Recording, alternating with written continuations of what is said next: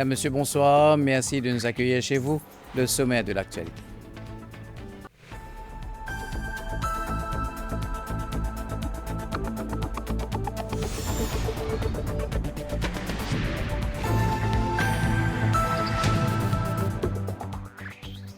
Aucun gouvernement dans le passé n'a réalisé autant de projets d'infrastructure à Maurice. Propos du Premier ministre Pravin Kumar Jugnauth, c'était lors de la cérémonie de pose de la première pierre pour la construction de 188 unités de logement à Camp-Itier. Le chef du gouvernement a déclaré qu'il sera présent en juillet prochain pour la remise des clés. Accord entre l'International Finance Corporation de la Banque mondiale et Omnicane pour la production de l'électricité à partir de la biomasse à la place du charbon, transition qui représente pour Omnicane 720 000 tonnes de CO2 de moins dans l'atmosphère. Nous revenons sur cette vidéo qui a choqué le public, celle d'un chauffeur de taxi se faisant dépouiller de son argent. L'agresseur a été identifié grâce à une caméra installée dans la voiture, un outil électronique recommandé par les forces de l'ordre. Randonnée en forêt, le plaisir de cueillir des goyabes de Chine, mais attention à ne pas se perdre. Des conseils pour une exploration et une cueillette en toute sécurité dans ce journal. International, l'horreur à Sydney en Australie, attaque dans un centre commercial, bilan 6 morts, l'agresseur a été abattu par un policier. Et sport, l'entente boulet rouge face au Pamplemousse Assis, le score final 1-0 en faveur de l'entente.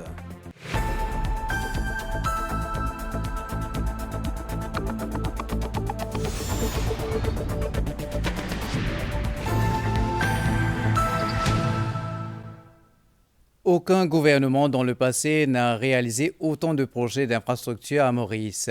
Propos du Premier ministre Pravin Kumar Jugnauth cet après-midi lors de la cérémonie de pose de la première pierre pour la construction de 188 unités de logement à Camp-Itier. Le chef du gouvernement a déclaré qu'il sera présent en juillet prochain pour remettre les clés aux premiers bénéficiaires. Il a aussi évoqué la stabilité qui règne au sein du gouvernement pour réaliser les divers projets. À Camp-Itier, dans l'est du pays, les travaux ont déjà démarré pour la construction de 188 unités de logement. Le projet coûtera quelque 515 millions de roupies. Il est réalisé sur un terrain de 10 arpents. Sur place, ce samedi, le Premier ministre Pravin Kumar Jugnauth a reçu un accueil des plus chaleureux. Camp-Itier qui fait désormais partie de la trentaine de sites où la pose de la première pierre a été effectuée.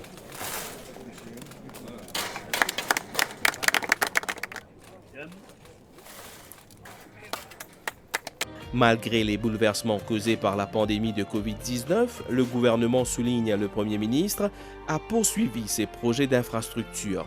À Camp-Itier, de nouveaux matériaux sont utilisés pour permettre de construire plus rapidement 6 unités par semaine, selon le Premier ministre.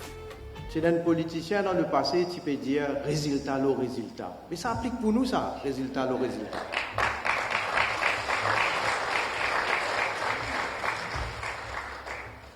Sa quantité posée là, jamais finalement aucun gouvernement, je veux dire aucun gouvernement dans le passé qui ne fait autant de projets d'infrastructures comme nous pouvons faire.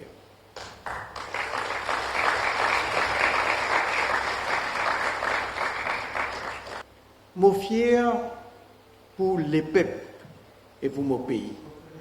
Pravin Kumar Jugnauth a aussi salué le partenariat avec le secteur privé pour l'acquisition des terrains. Les maisons qui seront construites seront d'une superficie de 67 mètres carrés. Quand vous trouvez 2006 à 2014, pendant 8 ans, presque 9 ans, nous allons dire, ils construisent 1918 logements seulement. Nous, 2015, à Zodi, ils construisent 4413 logements. 4413 construire. Mais si je compte ça 8000 là, je ne vais pas aller dans 4000 qui pour venir après, non. Ça 8000 qui pour compléter parce qu'ils travaillent, contrat, infini donné. Donc, les en sentier. Jamais dans l'histoire de nos pays, n'a pas fini dans aucun gouvernement qui finit de construire autant de logements qui ça. Jamais. Pravin Kumar Jugnauth a par ailleurs évoqué la stabilité qui règne au sein du gouvernement. Si on peut trouver nous capables d'avancer, de faire progrès comme ça, c'est parce qu'il y a un gouvernement stable. C'est parce qu'il y a une stabilité au niveau de mon gouvernement. C'est parce qu'il n'aime pas pétir contre l'autre, pas risser, pas dire donne-moi ton ticket, donne-moi tel poste, donne-moi telles affaires. Non. Mais où elle fait erreur? Ou elle met des gens qui un périsse sur côté, l'autre périsse l'autre côté, l'autre. Hein? Comment me dire? Avant de faire mariage ou faire tchautari, hein? Mais ça qui a été dit là, on connaît qui peut arriver. Alors nous besoin non seulement qu'il y ait une continuité, mais nous besoin une stabilité. Et nous besoin laisser un gouvernement travailler dans toute sérénité. C'est pourquoi il nous est capable de bien avancer. Et c'est pourquoi il me connaît, nous est capable contre les autres pour nous continuer à avancer. Merci. Le projet de construction d'unités de logement sera effectué sur 2 phases, 8000 pour la première et 400 unités seront construites dans chaque circonscription. Intervenant à Caen-Itier, le député Prime Minister et ministre du Logement, Steve Obigadou, a évoqué les efforts du gouvernement pour concrétiser ce projet de logement et pour travailler dans l'intérêt de la population. Déclaration. Je suis content aujourd'hui parce qu'il fallait qu'il y ait content qui nous donne Caen-Itier ici, rendre un hommage nous, Premier ministre, parce qu'il c'est pas sous vision qui s'est projet 12 000 la case là, aujourd'hui nous peut réaliser. Dans le pays Maurice, il y a un développement pendant beaucoup d'années. Mais ce qui est différent, ce gouvernement-là, c'est que quand il fait un développement, quand la monnaie rentre dans le pays, quand la richesse augmente, nous pas ramasser dans un coffre, nous partager. Nous partageons avec où? Nous partageons la richesse pays, développement pays, nous faisons tout le monde développer. Et nous travaillons pour tout le monde. Facile critiquer, faire palabre, trouve tout pas bon. C'est beaucoup plus difficile pour nous construire, pour nous bâtir. C'était à Caen-Itier. L'environnement, c'est une première en Afrique. L'International Finance Corporation, membre de la Banque mondiale, a signé un accord de coopération avec la compagnie Omnicane de Maurice pour la transition énergétique. Cet accord porte sur les objectifs du groupe de produire de l'électricité à partir de la biomasse. L'AFC mènera une étude de faisabilité socio-économique pour évaluer l'impact de cette transition du charbon vers la biomasse. Les premières recommandations seront connues d'ici la fin de cette année, transition qui représente pour Omnicane 720 000 tonnes de CO2 de moins dans l'atmosphère. Depuis une quinzaine d'années, les centrales thermiques d'Omnicane, situées dans le sud-est du pays, produisent de l'électricité exclusivement à partir de la bagasse en période de coupe. Quelques 250 000 tonnes de bagasse sont extraites du broyage de la canne à l'année pour permettre aux 2 turbines de 45 MW chacune de tourner à plein régime. S'appuyant sur cette première étape concluante, Omnicane veut passer à la prochaine, soit celle de contribuer davantage à la priorité nationale d'atteindre 60% de production d'énergie renouvelable dans le mix électrique d'ici 2030. Pour ce faire, Omnicane vient de signer un accord avec l'International Finance Corporation, un partenariat stratégique pour évaluer le projet proposé de manière holistique.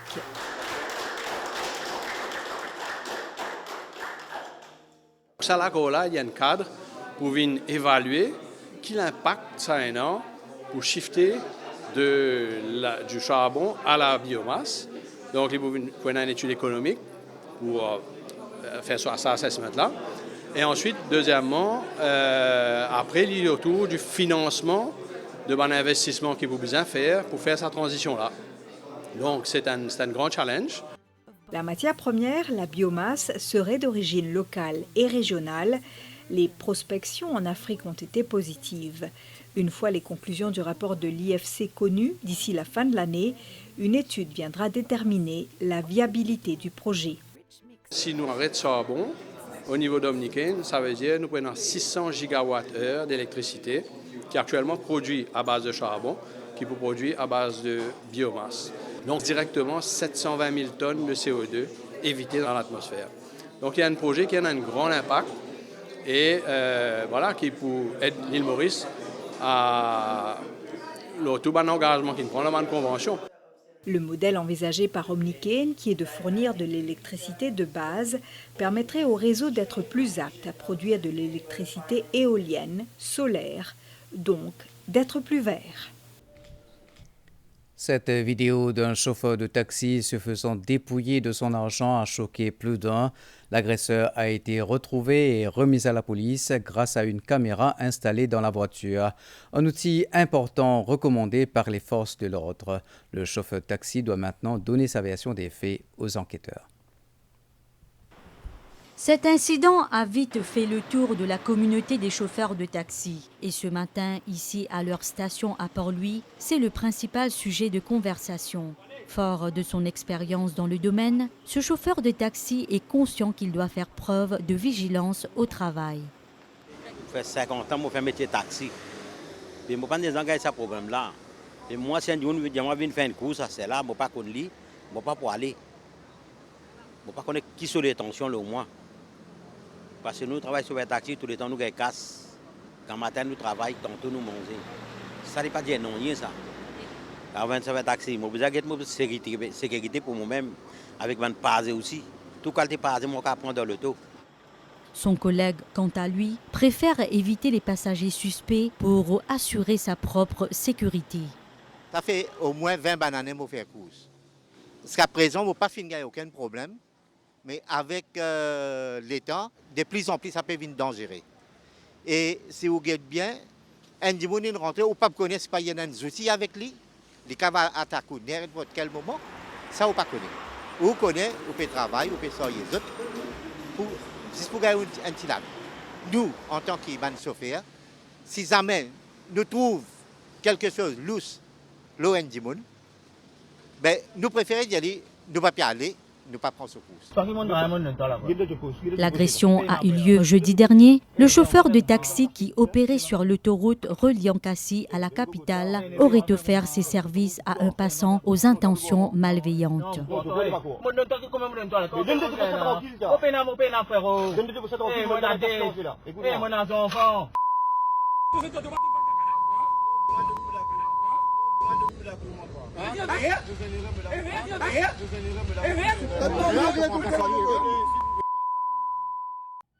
L'agresseur, retrouvé ce matin par des particuliers et remis à la police, est toujours en détention. Les enquêteurs attendent d'écouter la version des faits du chauffeur. Ce dernier ne s'est pas présenté au poste de police aujourd'hui, submergé par les émotions provoquées par cet incident, pendant lequel il a fait preuve d'un sang-froid remarquable.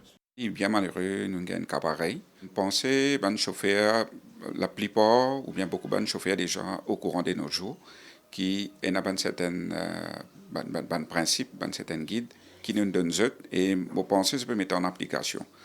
Si nous avons ça quand même, et le chauffeur, ça peut trouver, il peut résister. C'est ça qui nous dit quand arrive la situation pire, c'est-à-dire, on ne peut pas faire rien, vaut mieux ou un petit peu l'argent aller, mais on ne peut pas blesser ou pas perdre la vie. Et ce qu'il y a fait dans le cas. Et deuxième chose, ce qui est positif encore, c'est qu'il y a une webcam, il y a une caméra dans cette voiture qui nous recommande, les pas juste de taxi, mais aussi dans l'auto privé aussi. De nos jours, dans nouveau auto, nous pouvons gagner, déjà une webcam, mais nous recommander aussi mettre une petite caméra à l'intérieur. Demain, dans n'importe quel incident, n'importe quelle situation, au moins, c'est pour capable de gagner footage. Les caméras de voiture ne sont pas encore entrées dans les habitudes des chauffeurs de taxi. Ceux que nous avons rencontrés ce matin ne les avaient pas encore installées. des précautions à prendre. Cette fois-ci, dans le domaine de la nature, au parc de Pétrin, situé dans le sud-ouest de l'île, de nombreux visiteurs se rendent dans cette période de l'année pour des randonnées en forêt à la recherche de goyaves de Chine. Mais attention à ne pas se perdre. Malgré la beauté des paysages et des sentiers, il est essentiel de prendre conscience des risques potentiels d'égarement et d'adopter les mesures nécessaires pour une exploration et une cueillette en toute sécurité. En cette période de l'année, nombreux sont les randonneurs dans la région de Plaine-Champagne en quête de goyaves de Chine. Étant donné qu'en bordure de route, les fruits mûrs étaient rares, les randonneurs devaient emprunter des sentiers difficiles pour en cueillir.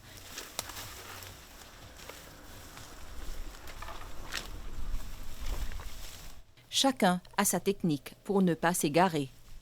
Voilà, nous attacher. Là, nous rentrons. Sinon, pour le PRD, ça sent plus ancien pour le PRD. Comme madame l'a fait le PRD deux fois. Là, nous rentrons. Là, quand il a arrêté, là-bas, il m'a arrêté. Quand il a fait la fille, là-bas, il m'a arrêté. Là, pour retourner, les plus facile pour nous donner 4 trappes là, nous retourner. Ce qu'il nous fait, c'est plutôt nous crier. Là, nous dire, nous non, quand était, nous dire, mais là, nous écoutons. Si pas comprendre bois, pas comprendre, pas rentrer. Vaut pas la peine. Et un PRD, et un tombe sans connaissance, après le lendemain qui gagne connaissance, tout ça l'année passée. La mort bien acceptée, griffée, vous comprenez? Mais mon content, la monde qui aussi gagne un peu goyave. Pendant cette saison de goyave de Chine, les randonnées sont une tradition pour de nombreuses familles mauriciennes. Aujourd'hui, quand j'ai l'école, je m'amène des enfants qui m'ont dit fais-tu les tours, casse un peu goyave de Chine, tout ça là. Mais c'est moi, je prends un peu de précaution. Un petit peu la mort, un petit peu tout avant de rentrer, vous êtes tout le temps qui est en bas. Après, get goyave de Chine. Pas get goyave de Chine, après, allez, tombe dans le précipice. Mon papa, tu viens accompagner pour casser goyave un peu. Il montrait moi que bien morcer parce qu'il n'entend la mort.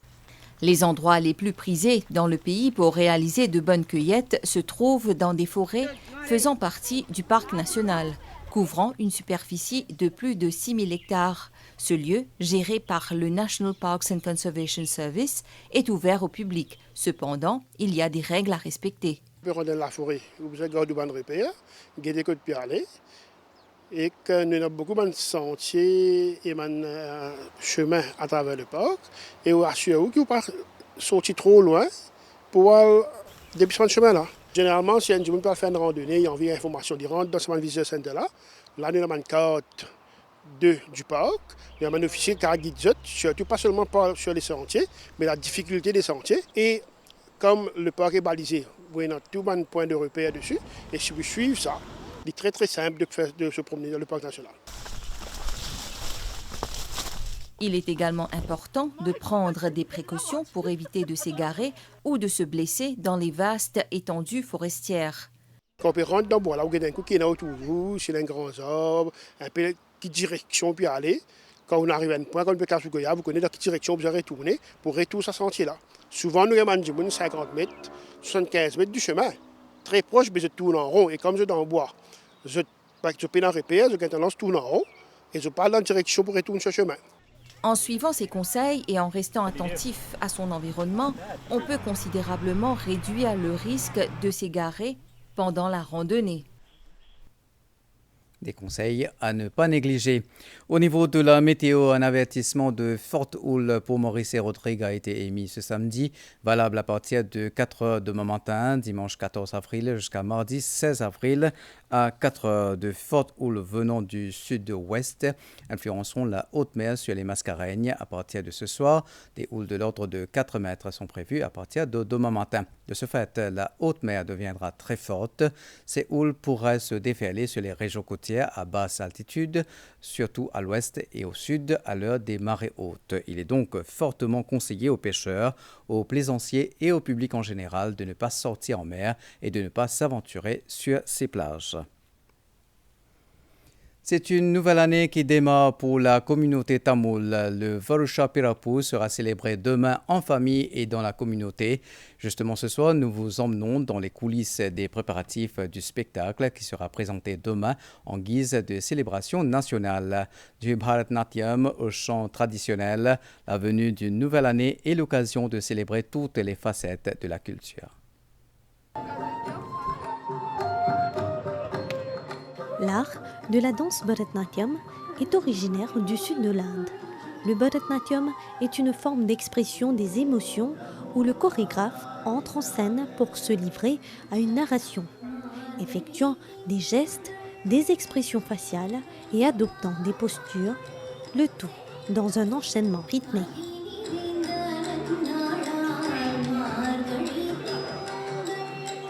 Bharatanatyam, c'est une danse du sud de l'Inde, d'accord, qui nous danse ça dans le Coville.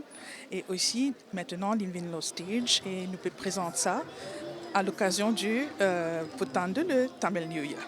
C'est tout le temps nous présente le Bharatanatyam qui pour une poussée ou bien pour une occasion spéciale, nous présente le Bharatanatyam. Longtemps pratiqué par des danseuses, il n'est pas rare de voir ces jours-ci un homme pratiquer le Bharatanatyam. Nous avons un mélange de danse classique, c'est-à-dire contemporain, le classical Bharatanatyam, folklore tamoul, un petit peu de film song aussi, et la culture tamoul, ça fait bien riche en elle-même. Donc il y a un mélange de traditions, c'est-à-dire commencé depuis l'époque bien ancienne du roi Chola, nous retrace l'histoire, nous venons jusqu'à la modernité, que nous avons une fusion avec un sega local, bien sûr en tamoul.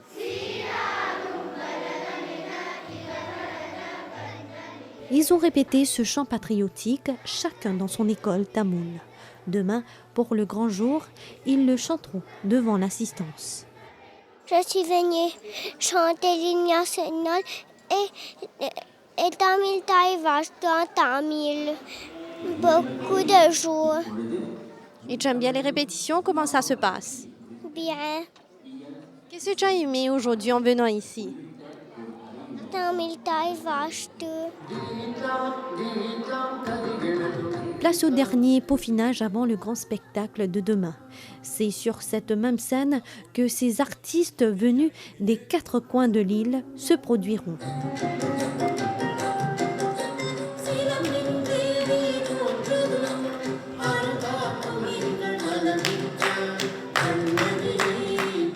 Toutes les semaines, nous besoin tous les élèves, tous les groupes pour faire en sorte qu'il y ait une synchronisation pour l'événement demain. Nous répétons dans plusieurs places, mais ici, c'est aujourd'hui que nous faisons nos premières répétitions. L'année passée, nous choisissons le thème de Muttamarin Parinama Valarchi, qui veut dire l'évolution de Threefold Classical Tamil. Alors nous pouvons faire en termes de chant, danse et aussi pour une petite pièce de drama qui nous préparons. Alors tout ça, nous pouvons faire pour montrer sa évolution-là, comment est-ce que la langue, le chant, la danse, l'instrument de musique, tout ça évolue en vie même. Alors c'est ça l'idée derrière le programme qui nous est. Pour le spectacle du Nouvel An, le public aura droit à une fusion des pratiques culturelles issues de l'Inde et celles développées à Maurice.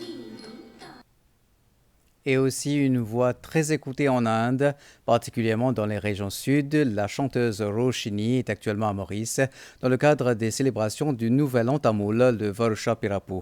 Une initiative du groupe musical Yan Kanama qui permet aux Mauriciens de découvrir cette étoile montante de l'industrie musicale et cinématographique indienne. La chanteuse a donné un unique concert au MGI mardi soir, un extrait de cette représentation.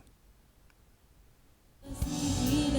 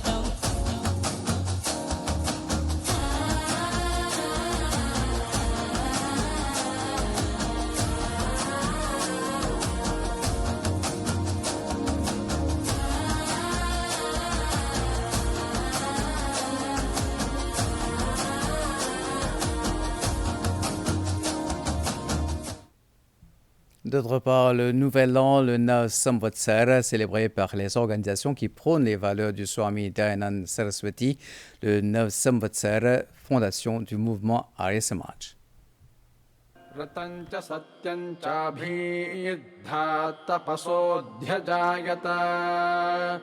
Tato ratri rajayata tatas samudro arnavaha samudra dharnavadadhi samvatsaro ajayata ahoratrani vidadhat vishvasya mishato vashi.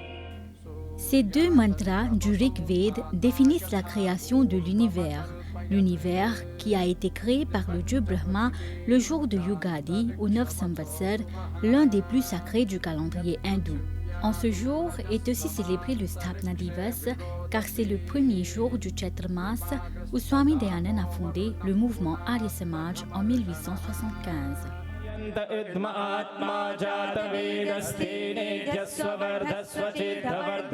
Un yajna a été organisé par les membres de l'Arya Sabha Mauritius à Chemin-Grenier afin de rendre hommage au Swami Dayananda.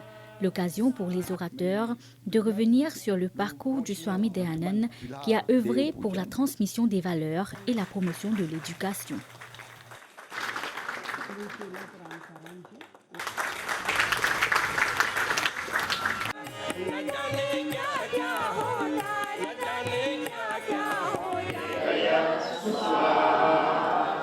Dans la branche de Solferino, de l'Arya Ravived Pracharni Sabha au Surya Bhavan, petits et grands se sont réunis autour d'un yajna en l'honneur de Swami Dayananda Saraswati.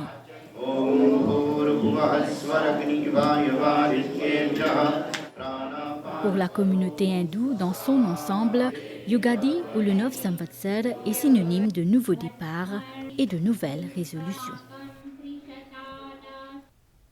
Au niveau syndical, constitué en guise de soutien au peuple palestinien au cœur d'un conflit avec Israël, la formation Solidarité Mauricien en l'épée Palestine a rassemblé des personnes à Rosil ce samedi. Le mouvement demande la fin des attaques sur les civils palestiniens.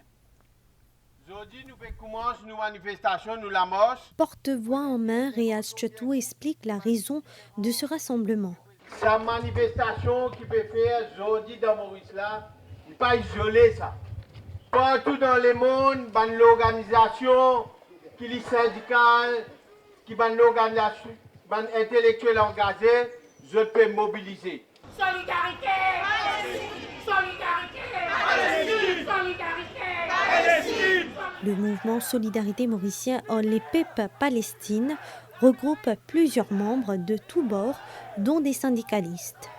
Au niveau mouvement syndical, moi aussi quoi, qui, quand on a écrasé, nous sommes toujours là pour défendre notre cause. Les camarades palestiniens, demain, après demain, nous regagnent notre liberté, nous vivons comme on dit, dans la terre, dans l'univers, qui nous appelle le monde. D'ailleurs, nous trouvons le Premier ministre du Parlement une proposition pour la cause palestinienne. Et là, je fais une redire comme ça, Maurice Pestin by Palestine. Le rassemblement d'une trentaine de minutes constitue l'une des actions solidaires du groupe en faveur d'un retour à la paix au Proche-Orient. L'équipe, ensemble avec CSU, était à Bambou ce samedi. Des solutions aux doléances des habitants de la localité, l'occasion aussi de se tenir informé des développements réalisés dans le village et d'autres encore prévus dans le futur. Plus d'une vingtaine de partenaires de la CSU étaient présents sur le parking de Winners à Bambou. Les habitants voient en cette initiative une aubaine pour leur village et les alentours, ainsi que pour les villageois. Je viens ici pour faire une application pour gagner un tank avec un lapin. Je ne peux pas gagner de l'eau montée. Alors aujourd'hui, je vais profiter pour faire une application. Les logements, les routes, un nouveau marché, le projet de drain sont entre autres les priorités du gouvernement, selon le ministre Alan Ganou. Pareil comme dans Maurice, dans 14 aussi, dans Bambou, beaucoup de développement pour faire. Vous connaissez, la case peut monter, la case peut livrer, la case encore peut monter dans Médine Bambou, dans la Valette. Il y a une médiclinique que nous étions ici là, donc une nouvelle facilité de santé pour les habitants de Bambou. Nous avons la terre qui gouvernement a acheté plus de 50 millions de roupies qui peut permettre nous d'ériger une jolie maquette de fer et qu'un hall là-haut, la salle. Encore, il y a beaucoup de projets pour les jeunes. Dans l'année qui peut venir, là, mettre une Food 5 dans un HDC, ici même continuité dans le centre de Bambou. Le PPS Ramcharan a salué cette initiative. Qui fait CSU à Bambou parce que une personne besoin de plusieurs institutions, mais ils ne connaissent pas vers qui tourner. Et voilà, aujourd'hui, CSU fait ce pont entre le public et l'autorité et le gouvernement. Et c'est ça que une personne trouve résoudre beaucoup de problèmes. Le sujet de la drogue était également sur la table des discussions. Bien content qu'ensemble avec CSU, une ligne de Bambou aujourd'hui pour faire un constat des développements qui finissent ici dans la région de Bambou et surtout dans la circonscription numéro 14. Et aussi aborde un sujet qui est très très important, le fléau de la drogue. Et chaque fois que nous, en tant que députés et représentants du gouvernement, nous gagnons l'occasion pour nous intervenir sur les ondes, il est important que nous soyons capables d'aborder ce sujet-là parce que c'est un peu une contribution dans la conscientisation et aussi dans la campagne d'information, de conscientisation et de sensibilisation vis-à-vis de la population dans les méfaits de la drogue. Beaucoup de gens viennent vers nous, la Home Ration Unit, pour se demander nous un service et aussi nous avons l'occasion et des autres qui ont un service qui est là. Par exemple, ici dans la région, nous avons un service, nous avons un centre, nous faisons la prise en charge de nos jeunes, il y a pas mal de réponses et nos jeunes nous mettons un traitement pour diminuer les problèmes de la drogue et aussi nous faisons une réhabilitation. Samedi prochain, l'émission Ensemble avec CSU se tiendra au centre social de Petite-Rivière. De l'autre côté, entamer un dialogue et coordonner les actions pour un travail commun, c'est l'objectif d'une rencontre entre le comité du Rodrigues Council of Social Services, les responsables de l'environnement au niveau des différentes communautés villageoises de l'île et divers partenaires du privé. L'occasion pour la police de l'environnement d'annoncer le lancement du ramassage de tous les animaux errants à partir de lundi prochain, 16 avril. Au centre communautaire de Montplaisir, les responsables de l'environnement des différentes communautés villageoises avaient droit à une séance d'information et un échange avec diverses parties prenantes dans le secteur de l'environnement. Je trouve ça encourageant parce qu'il nous cause plusieurs affaires. Quand on raconte ce problème pour dans le village, ça y arrive partout. Mais je pense qu'il y a des gens qui prennent cette responsabilité un petit peu plus. Parmi les intervenants, la police de l'environnement. Une interaction lors de laquelle ils ont parlé sur les lois en vigueur ou encore les interventions prévues par cette unité sur le terrain.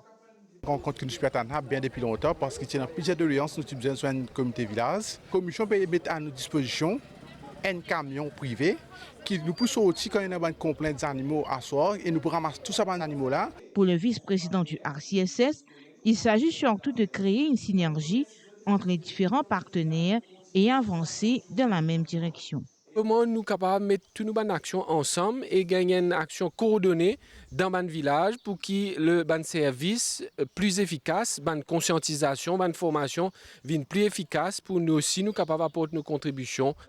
Cette rencontre a également permis aux responsables de l'environnement d'avoir des informations et autres contacts pour soumettre leurs doléances ou encore d'alerter sur des faits qui nuisent à l'environnement et l'épanouissement des villageois.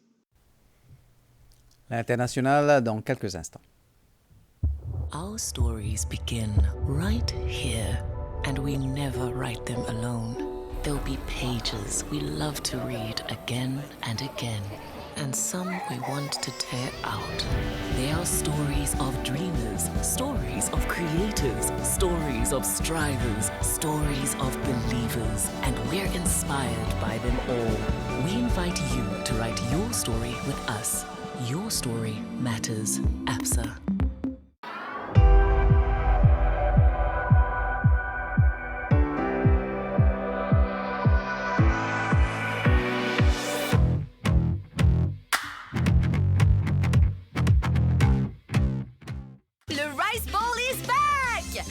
Retrouvez votre Rice Ball de KFC, composé de riz garni d'oignons, de poivrons, de carottes et de délicieux popcorn chicken, accompagné de sauce tahini et sweet chili. KFC.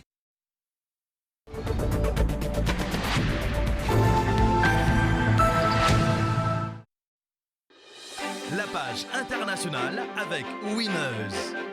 On est tous winners.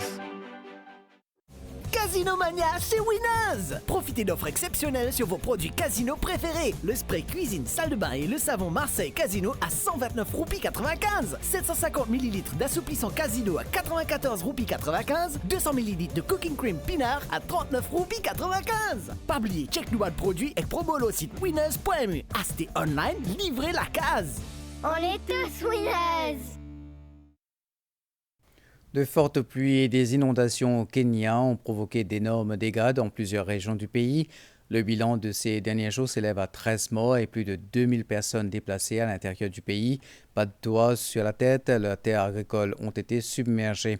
Le service météorologique du Kenya avait averti que le pays allait connaître de très fortes précipitations et avait demandé à la population de se préparer au pire. 50 passagers ont été secourus après que le bus ait été emporté par les eaux de crue sur un pont dans le nord du Kenya. Et qui dit inondation dit également des pâturages submergés et des hippopotames qui maraudent au sein de la communauté cherchant à manger. Une menace pour les habitants de ces régions au Kenya. L'horreur à Sydney, attaque au couteau dans un centre commercial. Le bilan fait état de 6 morts et des dizaines de blessés, parmi un bébé de 9 mois. L'agresseur, un homme de 40 ans, connu des forces de l'ordre, a été abattu par un policier. Le motif de cette attaque est à ce stade inconnu. La police indique qu'au vu des premiers éléments recueillis, rien n'indique que l'assaillant était animé par une idéologie particulière, mais ajoute qu'aucune piste n'est pour l'instant exclue.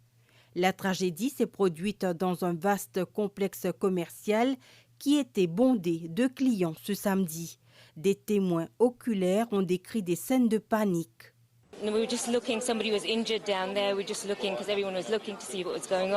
J'ai vu des gens courir pour se mettre à l'abri. Nous nous sommes réfugiés dans un magasin jusqu'à l'arrivée de la police. Le suspect semble avoir agi seul, affirme le Premier ministre australien Anthony Albanese lors d'une conférence de presse.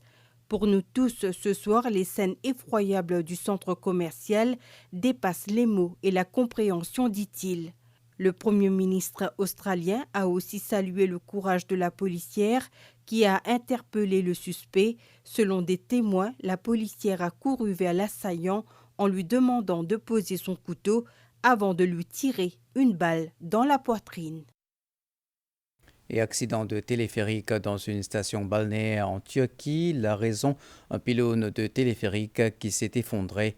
Une des cabines du téléphérique de Sahiru Tunektepe a plongé dans une zone rocheuse. L'accident a fait 1 mort et 10 blessés. 8 hélicoptères équipés de vision nocturne et 600 secouristes se sont mobilisés pour venir en aide à quelques 180 touristes bloqués dans les cabines. Après 24 heures, 29 passagers demeurent toujours suspendus au-dessus du vide et attendent d'être secourus. C'était la page internationale avec Winners. On est tous winners.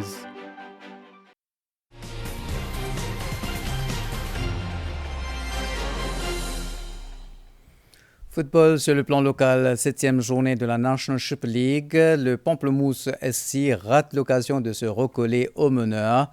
Les nordistes ont été battus face à l'entente Boulet Rouge Rovers par 1-0. But inscrit dans les dernières secondes de la partie au stade Auguste Voller cet après-midi. Le Pamplemousse SC peut regretter ses nombreuses occasions manquées lors de ce déplacement dans l'est du pays pour affronter le mal classé l'entente Boulet Rouge Richmond Rovers. Adrien Boutelard et consorts font preuve d'un manque flagrant de réalisme. À la dernière minute, nous avons un goal. Une faute défensive, une jeune vraiment épuisée avec le salaire, c'est vrai. Mais dommage qu'à la dernière minute, nous avons un goal pareil.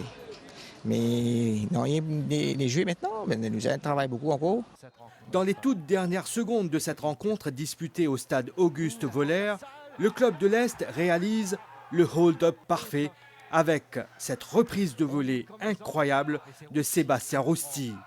La bande à Sacour-Boudon prend in extremis les 3 points. Aussi, c'est un de nos meilleurs joueurs. Être constant, marquer tous les matchs, ça pour à lui. Hein. C'est un jeune joueur qui peut travailler, qui peut faire des efforts. J'espère qu'il y a du bien pour lui. Sébastien Roussy qui consolide sa place de leader au classement des buteurs avec désormais 8 réalisations. Deuxième victoire de suite pour l'entente boulet rouge Richemont Rovers qui quitte définitivement la zone dangereuse. Le Pamplemoussassy rate pour sa part l'occasion de se recoller au leader au classement. Coupe d'Afrique des Nations de futsal après les victoires du Maroc, pays hôte, et de la Zambie la veille.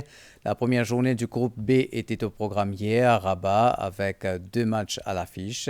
L'Égypte a battu la Libye 4-0 alors que la Mauritanie s'est adjugé le choc des nouveaux contre la Namibie. Les 2 matchs ont été retransmis en direct sur la MBC Télé. Dans le choc du jour, l'Égypte, finaliste de la précédente édition, n'a fait qu'une bouchée de la Libye 4-0, qui avait terminé 4e. Mohamed Koki a inscrit un doublé. Allah, Eissa et Mohamed Karika ont marqué pour les Pharaons qui envoient déjà un message fort à la concurrence et notamment au Maroc, leur rival principal. L'autre match de la phase de groupe de la Coupe d'Afrique des Nations de futsal opposait 2 néophytes, la Mauritanie à la Namibie. En tête 4-0 à la mi-temps, les Mourabitounes se sont fait peur durant le second acte, mais ils ont finalement décroché la première victoire de leur histoire dans le tournoi sur le score de 5-4. Les Mauritaniens joueront leur billet pour les demi-finales dimanche contre la Libye, un adversaire d'un autre calibre et déjà dos au mur, tandis que l'Égypte tentera d'enchaîner face à la Namibie. À suivre 2 autres matchs en direct sur la MBC Télé ce samedi à 21h Zambie-Angola et à 23h55 Maroc-Ghana. En Première Ligue anglaise de football, le 33e épisode a démarré ce samedi. 6 rencontres ont déjà été disputées jusqu'à maintenant. Retenez principalement que Newcastle a étrillé Tottenham 4-0 et que dans la course titre, Manchester City a pris les commandes après sa victoire 5-1 aux dépens de Luton Town. Au classement, avec 73 points et un match en plus, les Citizens possèdent 2 longueurs d'avance sur Arsenal et Liverpool qui joueront eux demain.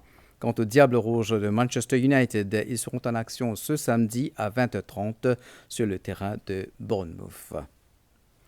À présent, le temps qu'il fera ce soir et demain, un avertissement de forte houle pour Maurice et Rodrigue a été émis à 10h45 ce samedi. Il sera valable à partir de 4h demain matin, dimanche 14 avril, jusqu'à mardi 16 avril 2024 à 4h. La page météo et la qualité de l'air.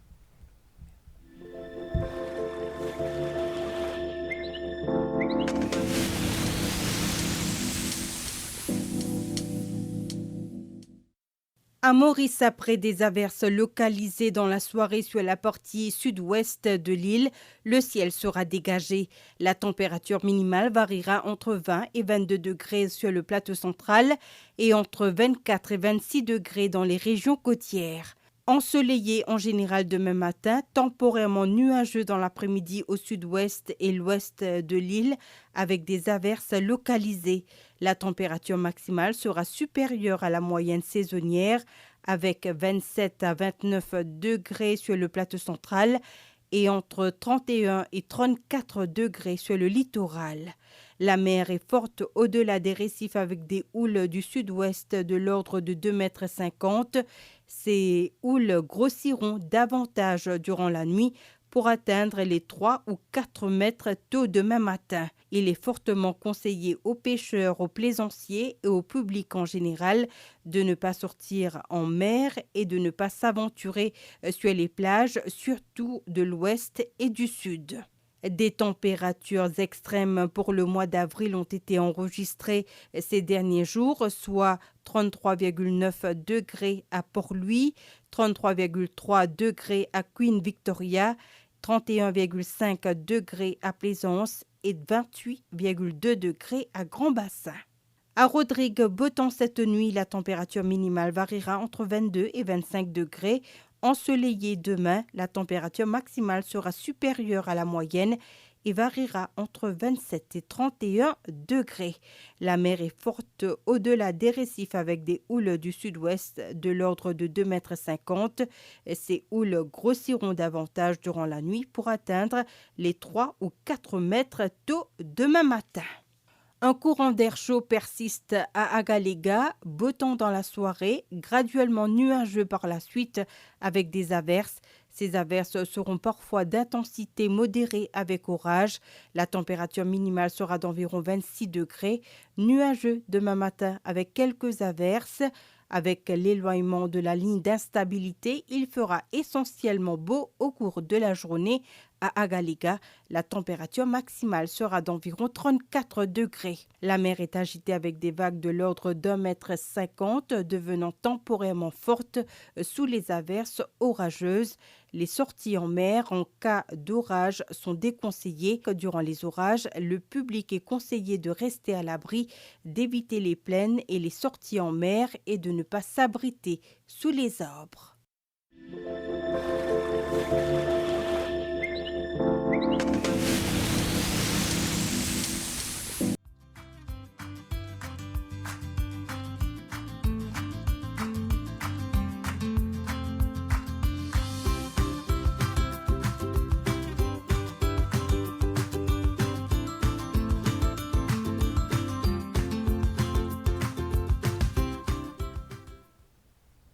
Ce qui nous amène à la fin de ce bulletin. Toute l'équipe de la MBC vous remercie de votre fidélité. Bonne fin de soirée.